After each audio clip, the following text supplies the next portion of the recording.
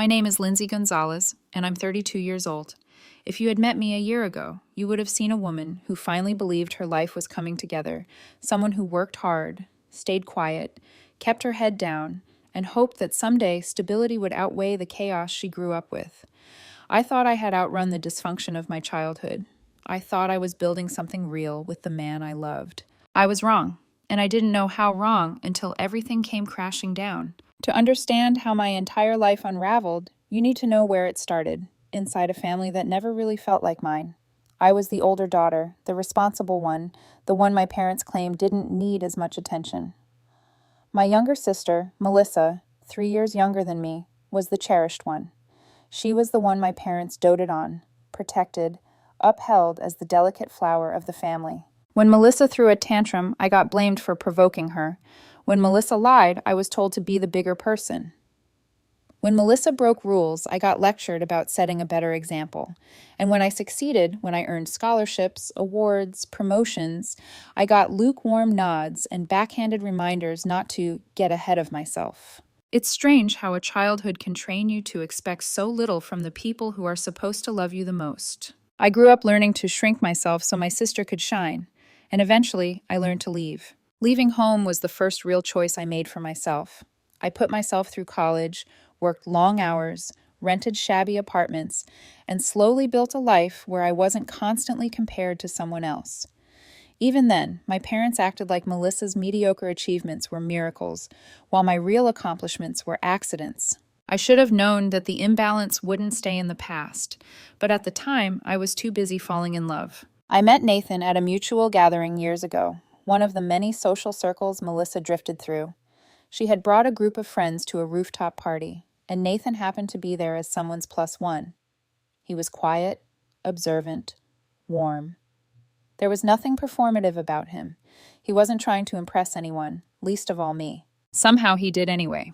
We ended up talking for hours on that rooftop about music, books, small fears we had never confessed to anyone else.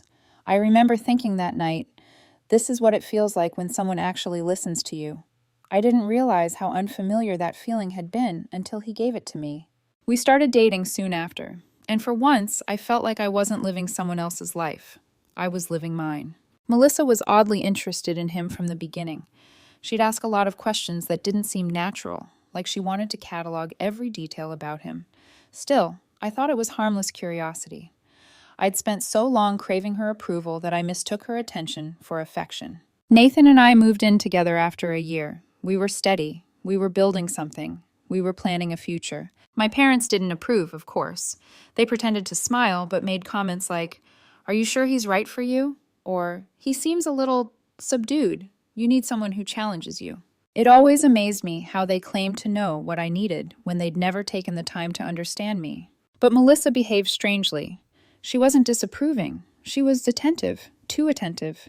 She'd text Nathan jokes, show up at our apartment unannounced, casually touch his arm while laughing too loudly. I'd brush it off. I'd tell myself she was trying to be friendly, trying to build a bond with me through him.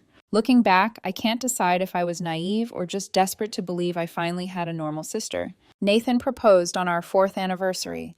A quiet dinner at home, candles, a soft speech from him that made my chest ache with joy. He slipped the ring onto my finger like he was giving me the future I always dreamed of. I said yes through tears I didn't even realize had fallen. For a moment, I felt chosen. Chosen for love. Chosen for a life that was finally mine and not a comparison. Then we told my family. My mother forced a smile so stiff it practically cracked. My father grunted something that wasn't quite a congratulations.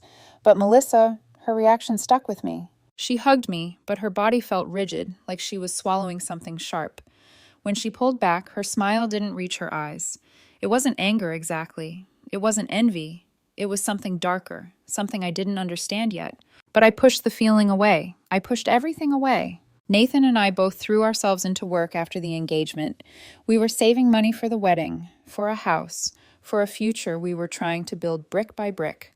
Some nights we were ships passing in the hallway, exchanging tired smiles before collapsing into sleep. It's just a phase, I told myself. Every couple goes through this. Melissa came around more often. She complained about feeling sick, being exhausted, having headaches. She snapped at me, then cried. then said she didn't know what was wrong with her. I assumed she was burned out. I assumed she needed help. One night, after a long shift, I walked into our kitchen and found Nathan and Melissa whispering. They jumped apart the second they saw me, like kids caught stealing cookies. Nathan said, "We were just talking." Melissa wiped her eyes too fast, too dramatically. Something twisted in my stomach, but years of being conditioned to doubt myself kicked in. "You're overreacting," I told myself. "They're family. You're tired. Everything is fine." Except it wasn't. Melissa's mood swings got worse. She got paler, more emotional, secretive. And one night, she showed up at my door shaking, her eyes swollen, her voice barely steady. I'd never seen her look so terrified. "Lindsay, I need to tell you something." The words were a warning my heart recognized before my mind did. I felt the air thicken, the room tilt. I didn't know it yet, but that night would burn my entire life to the ground. The night Melissa showed up at my apartment, something in me already knew my life was about to split clean in half. She stood in the doorway, trembling, mascara streaked down her cheeks, her breathing uneven like she'd been holding a scream inside her chest, and finally lost the strength to contain it. I guided her to sit on the couch. My hands were gentle, but inside I felt a cold dread climbing my spine. "Lindsay," she whispered, staring down at her shaking hands. God, I don't even know how to say this." I kept waiting for her to tell me she'd lost her job, crashed her car, got into some toxic fight with our parents again. Anything except the truth she was actually choking on. "Just tell me," I said softly. "Whatever it is, we'll figure it out." She let out a sound, a fractured exhale that wasn't quite a sob. Then she looked at me, and in her eyes I saw a kind of guilt so heavy it could drown a person. "I'm pregnant." My mind went blank, silent, not shocked, just frozen. I swallowed. "Okay. All right, we can talk through this. Does Mom know? Have you told anyone else?" Her lip trembled. She shook her head. "No, I came straight here." "Okay," I said again, my voice a whisper. "Who's the father?" That was the moment everything broke. She closed her eyes, like she wished she could erase reality. Then she breathed out two words that gutted me cleanly. "It's Nathan." I didn't feel the couch beneath me anymore. Didn't feel my own heartbeat. Didn't feel my body. It was like I slid out of myself and watched from above as my life imploded. "No," I said. It wasn't even denial, it was disbelief. Like language itself stopped working inside my mouth. "No, Melissa, that's not funny. Not even as a mistake." She shook her head violently. "It's not a joke. I wish it was. I wish I could undo it." My stomach twisted so hard I thought I would collapse. "What do you mean it's his? What do you mean?" She started crying. Loud, ugly sobs that made no sense against the numb silence spreading inside me. "It happened at your engagement party," she choked out. "He cornered me. He said you weren't ready for marriage. He said you were holding him back. He told me I understood him better. And I don't know, Lindsay, I was drunk, and he kept saying things that made me feel—" "Stop!" My voice came out so sharp it startled both of us. "Just stop!" She froze, tears still spilling down her face. "Are you telling me," I said slowly, each word tasting like metal, "that you have been sleeping with my fiancé? For how long?" "It wasn't supposed to be anything," she whispered. "I didn't mean for it to continue, but he kept texting me, and then I didn't know how to get out of it. He said he didn't want to hurt you. I know it sounds wrong, but you did it anyway," I said. "You still did it." She nodded through sobs. That was the moment the numbness vanished. It didn't fade. It detonated. A wave of grief and rage hit me so violently I had to grip the edge of the coffee table to stay upright. "Get out," I said. "Lindsay, get out." She flinched like I'd slapped her. She stood slowly, wiping her cheeks, still crying. "I'm so sorry. I didn't want to hurt you. It wasn't supposed to." "Leave." And she did. The door closed behind her, but the silence she left behind felt louder than her sobbing. I sat there for nearly 10 minutes without breathing properly. Then something inside me snapped. I grabbed my phone and dialed Nathan with trembling hands. He picked up on the second ring. "Hey, babe," he said casually, unaware he was talking to a different version of me, one that no longer loved him. "Everything okay?" "You got my sister pregnant?" I said. "How long?" The pause on the other end of the line was the single most honest thing he'd given me in months. "Lindsay, it's not what you think." "How long?" His sigh cracked, not with guilt, but with irritation. "It wasn't supposed to happen. We were both drunk. It was a mistake." "A mistake that happened once?" Silence. "Twice?" More silence. "How many times, Nathan?" He finally muttered, "A few." A few, as if he was counting parking tickets. My vision blurred with fury. I didn't even realize I was crying until I tasted salt on my lips. Come get your things, I said. You're done here. Lindsay, don't be dramatic. I hung up, turned off my phone, and sat alone in the dark as tears slid down my face in hot, relentless waves. It wasn't just betrayal. It was the theft of a future I had been building piece by piece. It was the humiliation of knowing my sister, the girl I once protected, had stabbed me in the softest part of my life. Later that night, my parents showed up after Melissa ran to them with her version of the story. They stood at my doorstep, cold and judgmental, acting like I was the problem. My mother crossed her arms. We heard what happened. You need to calm down. My father shook his head. Family makes mistakes. You don't destroy everyone over one slip-up. One slip-up? I repeated, stunned. She slept with my fiancé. Mom sighed like I was inconveniencing her. Melissa is young, emotional, sensitive. You know how she is. And Nathan was confused. You need to forgive them. Something in me fractured into something sharp and irreversible. I'm done, I said, with all of you. My parents stared at me like I had betrayed them. But I closed the door anyway. It was the first boundary I had ever drawn in my life, and the beginning of a war I didn't ask for. The days after I shut the door on my parents felt unreal, like I was drifting through molasses, slow, heavy, suffocating. I barely slept. I barely ate. Every time I closed my eyes, I saw Melissa's swollen, tearful face, and Nathan's irritated silence when I confronted him. Betrayal has a taste, I learned. It's metallic, bitter. It coats everything. I thought ending things would give me space to breathe. Instead, it lit the fuse. The calls started first. Dozens a day, from blocked numbers, my parents, Nathan, even some relatives I hadn't spoken to in years.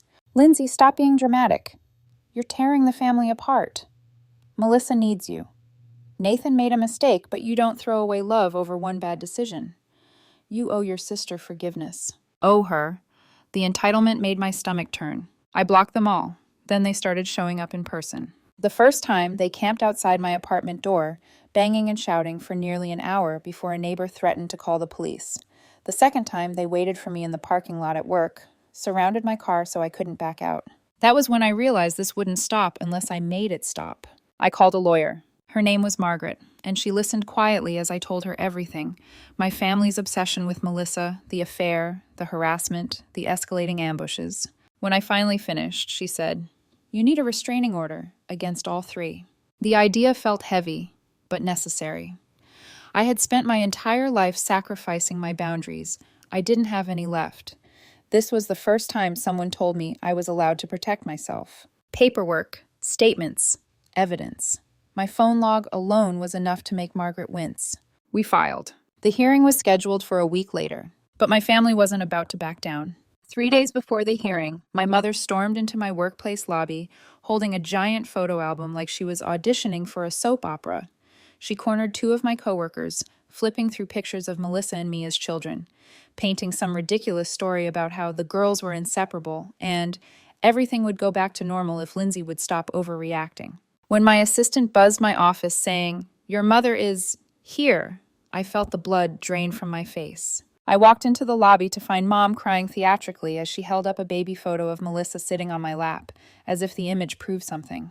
I stopped several feet away. "You need to leave." She turned, eyes wide with hurt she didn't deserve to feel. "Lindsay, sweetheart, you can't ignore us. We are a family." "No," I said, "we're not anymore." A small audience had formed, coworkers pretending not to stare. Mom reached toward me. "If you walk away from Melissa now, you'll regret it for the rest of your life." I looked her dead in the eye and said, "Escort her out." Security did. By the time I returned to my desk, whispers were already circulating. I could feel them sticking to me like smoke. That night, I sat in my apartment, shaking. I hadn't cried like that since the day Melissa confessed.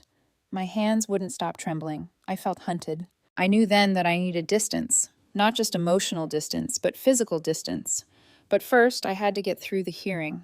The courthouse felt colder than it should have. Melissa walked in, flanked by my parents. She wore loose clothes, but I could see the small swell of her stomach. Her eyes darted away from mine as if looking at me burned. Nathan wasn't there. He'd decided to give Melissa space, according to a message he'd sent before I blocked him again. Their lawyer, a smug man in a designer suit, tried to paint me as unstable, emotional, vindictive. He said I was lashing out because I couldn't handle the idea of my sister being in love. In love, I almost laughed. When it was my turn to speak, I didn't give them theatrics. I told the truth plainly. The affair, the harassment, the workplace ambushes, the constant emotional manipulation, years before the betrayal ever happened. When I finished, Melissa looked at the floor, shoulders shaking. My parents glared at me like I had set fire to the courtroom. The judge reviewed the evidence. Then she said the words I'd been aching to hear. Restraining order granted. For all three of them. My mother burst into tears. My father muttered something obscene under his breath. Melissa let out a soft, broken sound I couldn't decipher. Regret? Shame? Or just the fear of losing control for the first time in her life. I didn't stay to figure it out. As I walked out the courthouse doors, my legs nearly buckled with relief. For the first time in weeks, I felt like I could breathe.